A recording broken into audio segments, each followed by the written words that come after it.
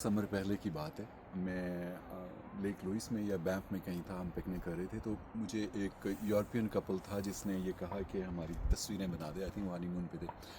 तो मैंने उनकी तस्वीर बनाई और उनसे पूछा मैंने कि आप लोग कहाँ से हैं। इंग्लिश टूटी फूटी थी, मुझे आइडिया हुआ कि यूरोप के किसी कंट्री से हैं जहाँ इंग्लिश लैंग्वेज नहीं है। तो उन्होंने कहा कि हम स्विट्ज़रलैंड से हैं। तो स्विट्ज़रलैंड हम पाकिस्तानी इंडियन लोगों के लिए एक ड्रीम जगह होती थी। हम बचपन में सोचते थे कभी ज़िंदगी में स्विट्ज़रलैंड जा सके। तो मैंने उनसे पूछा कि आप हनीमून के लिए स्विट्ज़रलैंड छोड़ के कनाडा आए।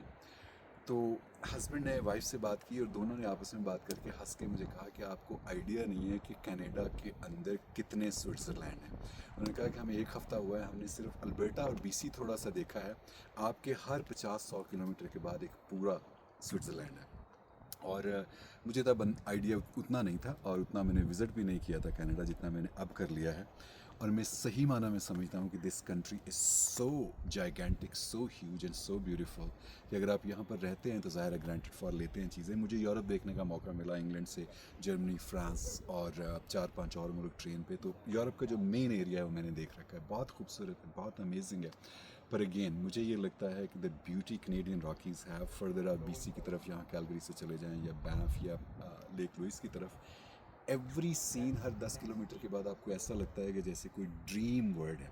कभी कभी हम कहते हैं कि कैलेंडर जैसी ब्यूटी, पर मुझे ये लगती है कि शायद कैलेंडर भी इंसाफ ना कर सकता हो। जो विज़िट करते हैं वो तो करते ही हैं, जो नहीं करते, अगले दिन बड़े मज़े की एक मीम पढ़ी थी मैंने कि अगर आप किताबें नहीं पढ़ते, अगर आप फिल्म नहीं देखते, अगर आप पहाड़ों में नहीं जाते, लेक्स पे नहीं जाते, परिंदा नहीं देखते, झील में पाँव नहीं लटकाते, मिट्टी की खुशबू को नहीं सूंघते, तो आप बेसिकली फौत हो चुके हैं, आप ज़िंदा हैं नहीं, आपके ज़िंदा होने का कोई फ़ायदा नहीं थी। ये फ़नी मीम, पर मुझे ये लगता है कि हम बहुत सारे जो साउथ एशियन हैं, जो देसी हैं, हम पे ये पूरी भी उतरती है।